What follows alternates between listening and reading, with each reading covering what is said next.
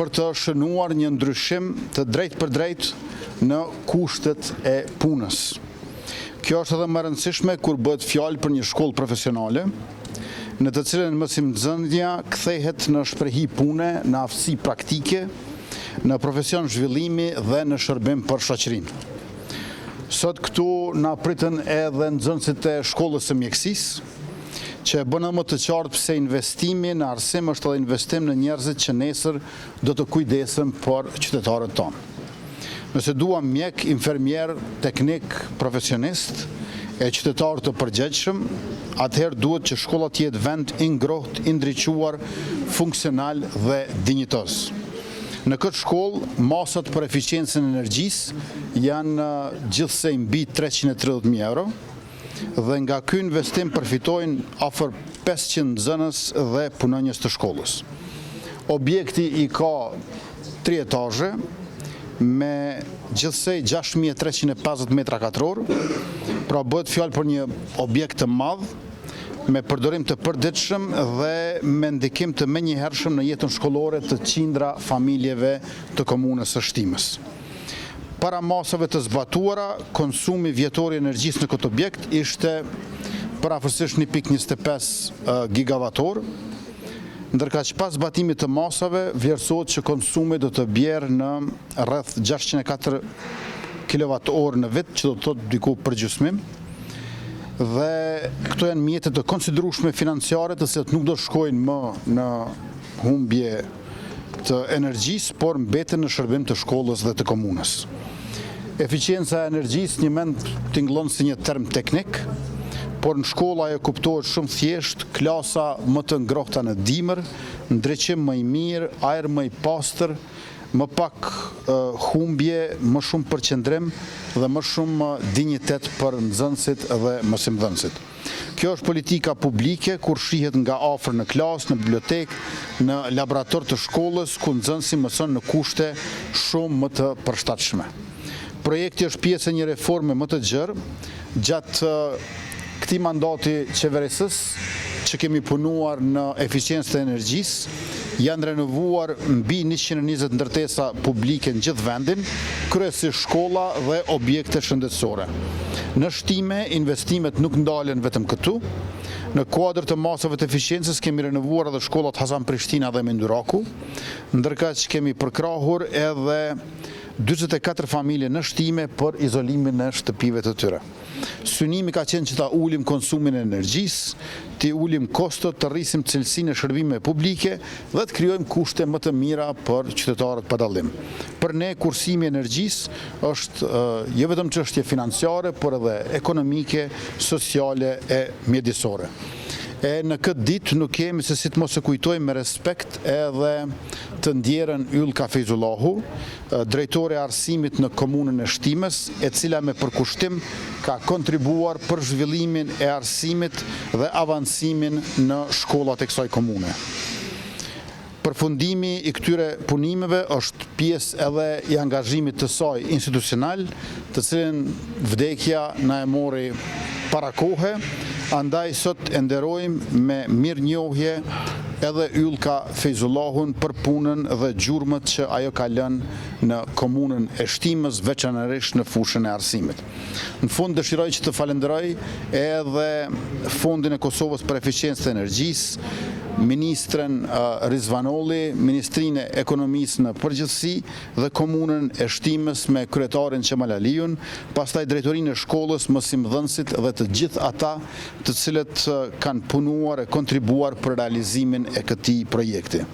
Nxënësve ju uroj mësim të mbarë të mirë, mësimdhënësve punë sa më të lehtë e më të suksesshme, ndërka që shkollës profesionale i uroj që këto kushte të reja të kthehen në rezultate e suksese edhe më të mëdha në të ardhmen.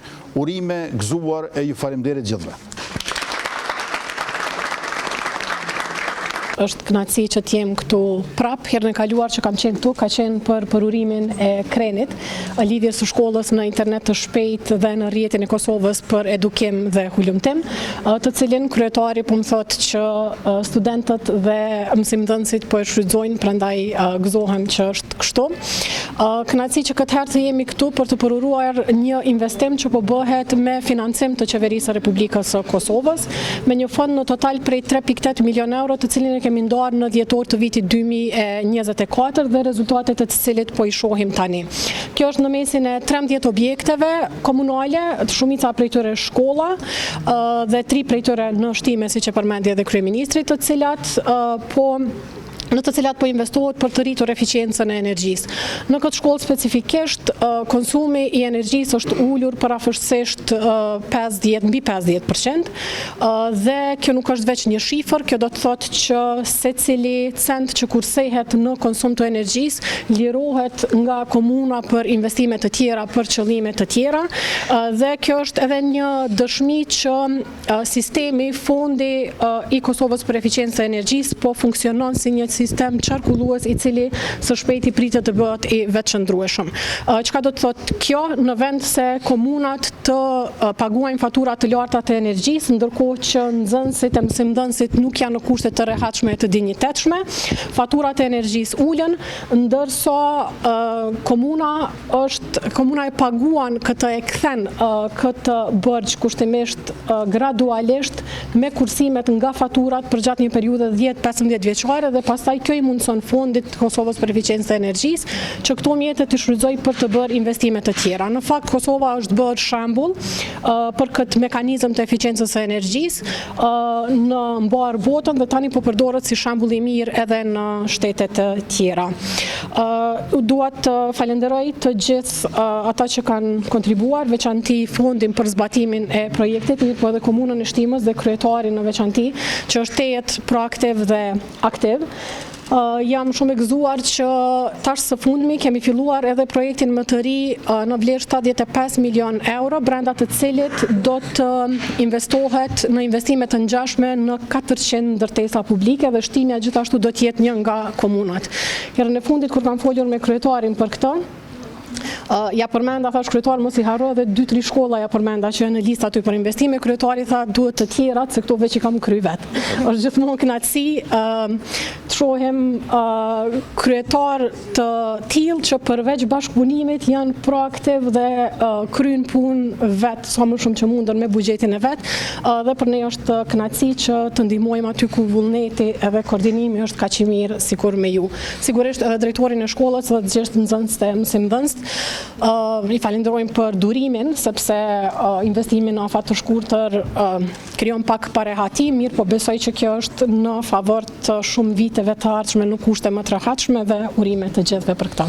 Sot është ditë e lumtur për komunën e Shtimës. Kam nderin këtu me qenë me kryeministrin Kurti, me ministrin Rizvanolli, me drejtoreshën e fondit zonjën Hoxha, me drejtorin e shkollës zotin Labinat, dhe me gjithë stafin e profesorët dhe nxënësit siç po e shihni në shkollën profesionale.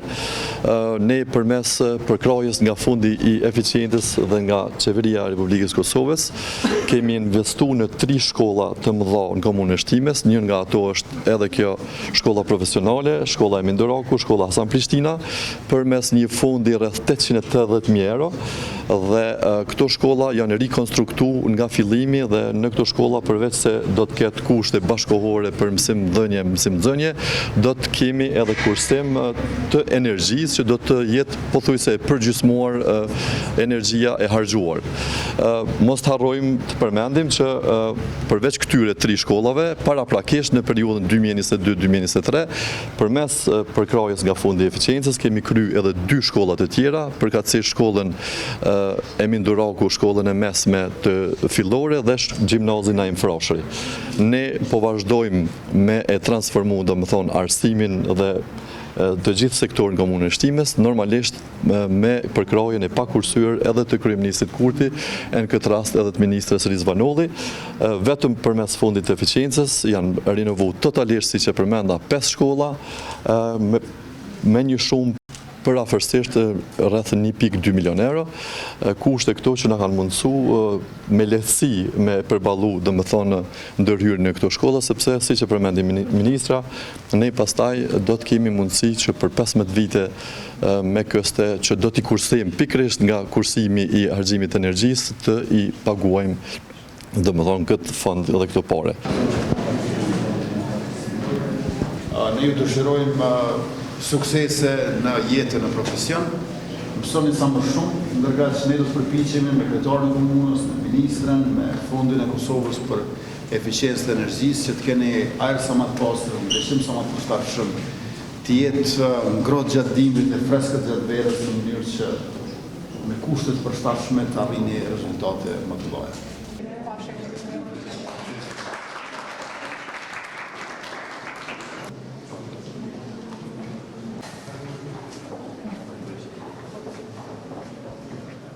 Këtu janë, domethënë, internet dhe shfrytëzojnë nxënësit. Mirë dhe mësimzën një të mirë. Se se nxënës ka mundës.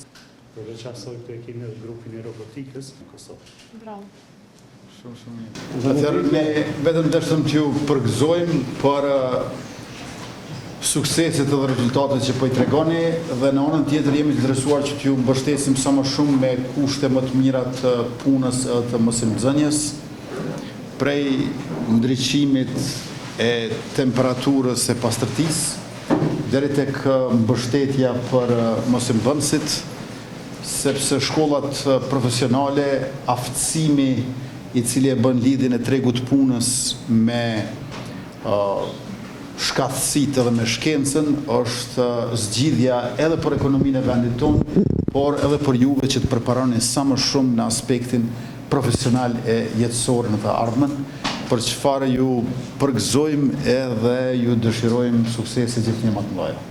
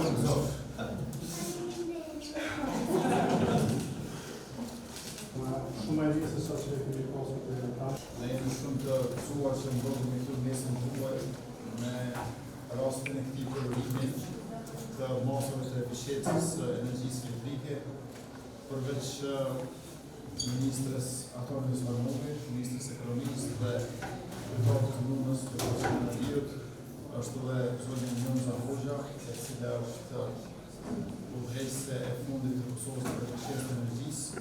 Këto është vlerësuar që do të kalohet nga një komision prej parakohësisht 515.000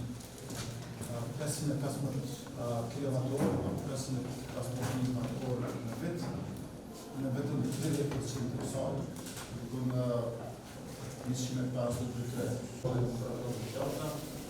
Gjithashtu ndryshimi me përshtatshëm edhe për koncentrimin, por dikush mësuar e mritur dhe një. Sektoria Valbon marrë në këtë shkollë, është një nga shkollat që më të mëdha, po edhe më të suksesshme në punështimes. Realisht ku ka marrë në vimin e vitit 2022, ka qenë një nga shkollat më të demoluara, një 15 kursi e kanë prit o djelën në gjatisë, e dritare të thyme, e të vazhdume, e mungesë në ndryshimi, kushte as pak përshtatshme për mësimin dhe mësuesëri, kështu që jam i lumtur që përmes këtij fondi, përmes përshtatjes tuaj, e të ministrës, e të fondit të licencës, ne kemi arritur edhe këtë shkollë me kthy aty ku e po vendi.